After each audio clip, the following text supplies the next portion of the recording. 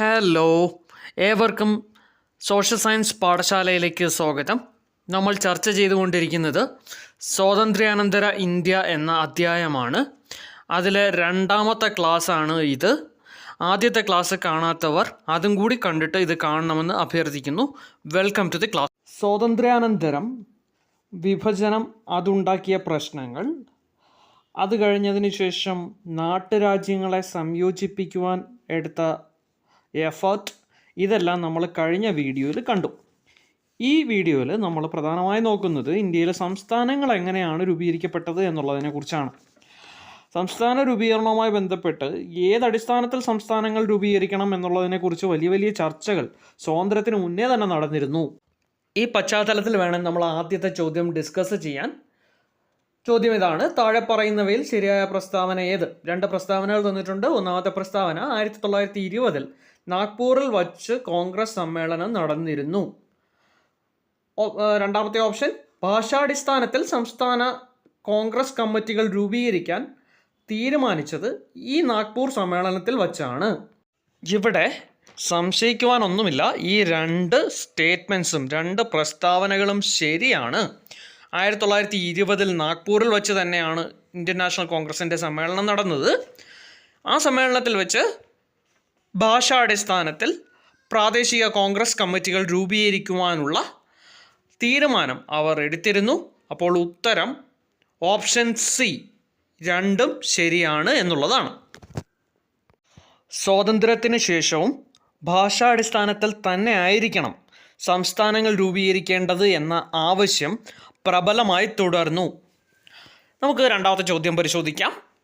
തെലുങ്ക് സംസാരിക്കുന്നവർക്കായി ആന്ധ്ര സംസ്ഥാനം രൂപീകരിക്കുക എന്ന ആവശ്യം ഉന്നയിച്ച് നിരാഹാരം അനുഷ്ഠിച്ചു മരിച്ചത് ആര് എന്നുള്ളതാണ് ചോദ്യം.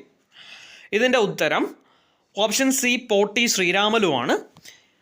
തെലുങ്ക് സംസാരിക്കുന്നവർക്ക് വേണ്ടി ഒരു പ്രത്യേക സംസ്ഥാനം വേണം എന്ന ആവശ്യം ഉന്നയിച്ച് അദ്ദേഹം 58 ദിവസം നിരാഹാരം കിടക്കുകയും മരിക്കുകയും ചെയ്തു.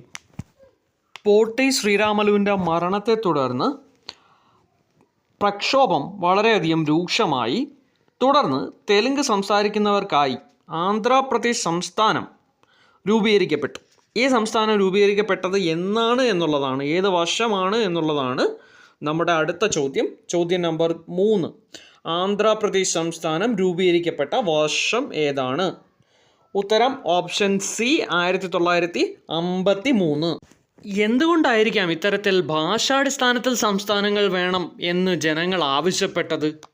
അതാണ് നമ്മുടെ അടുത്ത ചോദ്യം. ചോദ്യം നമ്പർ 4, ഭാഷാടിസ്ഥാനത്തിൽ സംസ്ഥാനങ്ങൾ രൂപീകരിക്കണം എന്ന ആവശ്യം ഉയർന്നു വരാൻ കാരണം എന്താണ്?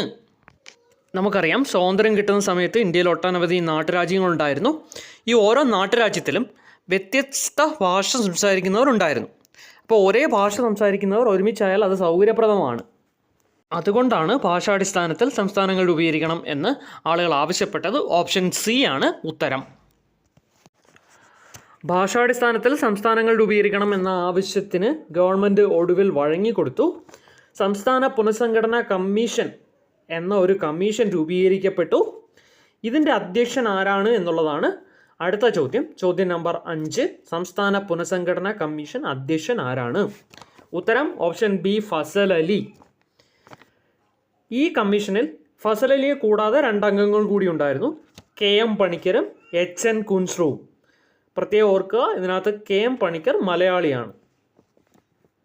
ഫസൽ അലി കമ്മീഷൻ റിപ്പോർട്ടിൻ്റെ അടിസ്ഥാനത്തിൽ ഇന്ത്യൻ സംസ്ഥാന പുനഃസംഘടന നിയമം ഇന്ത്യൻ പാർലമെൻറ്റ് പാസ്സാക്കി. ഇത് ഏത് വർഷമാണ് പാസ്സാക്കിയത് എന്നുള്ളതാണ് നമ്മുടെ 6ാമത്തെ ചോദ്യം. ഉത്തരം ഓപ്ഷൻ ബി, 1956. 1956 ഇന്ത്യൻ സംസ്ഥാന പുനഃസംഘടന നിയമം പാർലമെൻറ്റ് പാസ്സാക്കിയത്. ഇത് പ്രകാരം 14 സംസ്ഥാനങ്ങളും 6 കേന്ദ്രഭരണ പ്രദേശങ്ങളും നിലവിൽ വന്നു. സംസ്ഥാന രൂപീകരണവും നമ്മൾ കണ്ടു കഴിഞ്ഞു.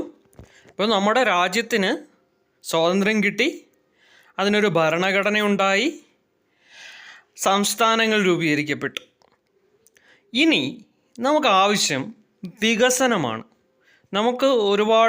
നമുക്കറിയാം, സ്വാതന്ത്ര്യം കിട്ടുന്ന സമയത്ത് ഇന്ത്യയിൽ ദാരിദ്ര്യം അനുഭവിക്കുന്ന ഒട്ടനവധി ആൾക്കാർ താമസിച്ചിരുന്നു. അപ്പോൾ അവരുടെ ഉന്നമനമാവണം, അവരുടെ പുരോഗതിയാവണം നമ്മുടെ ലക്ഷ്യം, അടുത്ത ലക്ഷ്യം. അതിനുവേണ്ടിയാണ് ഇന്ത്യയിൽ സാമ്പത്തിക ആസൂത്രണവും ആസൂത്രണ കമ്മീഷനുമൊക്കെ നിലവിൽ വരുന്നത്. 7ാമത്തെ ചോദ്യം, ആസൂത്രണ കമ്മീഷനുമായി ബന്ധപ്പെട്ട തെറ്റായ പ്രസ്താവന ഏതാണ് എന്നുള്ളതാണ്. ഇതിൽ ഉത്തരം ഓപ്ഷൻ ഡി ആണ്. ആസൂത്രണ കമ്മീഷൻ ഒരു ഭരണഘടനാ സ്ഥാപനം അല്ല. ഈ ഭരണഘടനാ സ്ഥാപനമല്ലാത്ത ആസൂത്രണ കമ്മീഷൻ നിലവിൽ വരുന്നത് 1950 മാർച്ച് 15-നാണ്. ജവഹർലാൽ നെഹ്റു ആയിരുന്നു ആസൂത്രണ കമ്മീഷൻ്റെ ആദ്യത്തെ ചെയർമാൻ. എപ്പോഴും ഇന്ത്യയുടെ പ്രൈം മിനിസ്റ്റർ ആയിരിക്കും ആസൂത്രണ കമ്മീഷൻ്റെ ചെയർമാൻ. ആദ്യത്തെ വൈസ് ചെയർമാൻ ഗുൽസാർ ലാൽ നന്ദയാണ്. ഇന്ന് ആസൂത്രണ കമ്മീഷൻ നിലവിലില്ല. അതിന് പകരമുള്ള സംവിധാനമാണ് നീതി ആയോഗ്. 2015 നിലവിൽ വന്നു. പഞ്ചവത്സര പദ്ധതികൾ നടപ്പിലാക്കുക എന്നുള്ളതായിരുന്നു ആസൂത്രണ കമ്മീഷൻ്റെ പ്രധാനപ്പെട്ട ജോലി. അടുത്ത ചോദ്യം നമുക്ക് ശ്രദ്ധിക്കാം. തെറ്റായ പ്രസ്താവന കണ്ടെത്തുക. ഇതിനകത്ത് പഞ്ചവത്സര പദ്ധതികളെക്കുറിച്ച് ചില പ്രസ്താവനകളാണ് തന്നിരിക്കുന്നത്. അതിൽ തെറ്റായത് ഏതാണ് എന്ന് നമ്മൾ കണ്ടെത്തണം. ഓപ്ഷൻ എ, സാമ്പത്തിക വളർച്ച ലക്ഷ്യമിട്ടാണ് പഞ്ചവത്സര പദ്ധതികൾ നടപ്പിലാക്കിയിരുന്നത്. അത് ശരിയാണ്.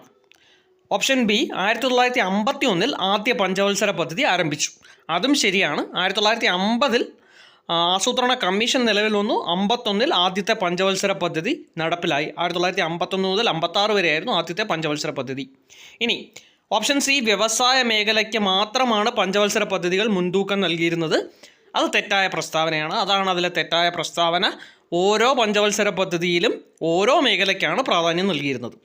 ഓപ്ഷൻ ഡി, പഞ്ചവത്സര പദ്ധതികളിലൂടെ വികസന പ്രക്രിയയിൽ വളരെയധികം മുന്നോട്ട് പോകുവാൻ നമുക്കായിട്ടുണ്ട്. അതും ശരിയാണ്. പഞ്ചവത്സര പദ്ധതികൾക്ക് ശേഷം വികസനം ഒരുപാട് മുന്നോട്ട് പോയി.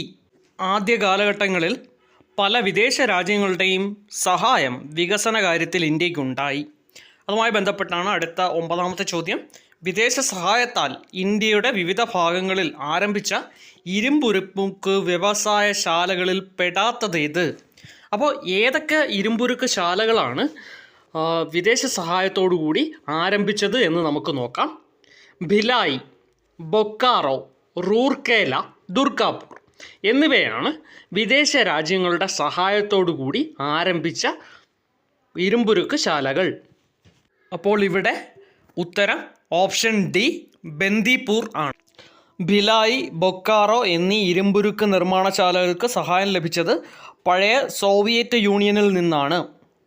റൂർക്കല എന്ന ഇരുമ്പുരുക്ക് നിർമ്മാണശാലയ്ക്ക് സഹായം നൽകിയത് ജർമ്മനിയാണ്. ദുർഗാപൂർ എന്ന ഇരുമ്പുരുക്ക് നിർമ്മാണശാലയ്ക്ക് സഹായം നൽകിയ രാജ്യം ബ്രിട്ടനാണ്. ഇനി നമുക്ക് അവസാന ചോദ്യം പരിശോധിക്കാം. തെറ്റായ ജോഡി ഏത്? ഉത്തരം ഓപ്ഷൻ എ ആണ്. ഭിലായി ജർമ്മൻ സഹായം എന്നുള്ളതാണ് തെറ്റ്. ഭിലായി ഇരുമ്പുരുക്ക് ശാലയ്ക്ക് സഹായം നൽകിയ രാജ്യം സോവിയറ്റ് യൂണിയൻ അഥവാ റഷ്യയാണ്.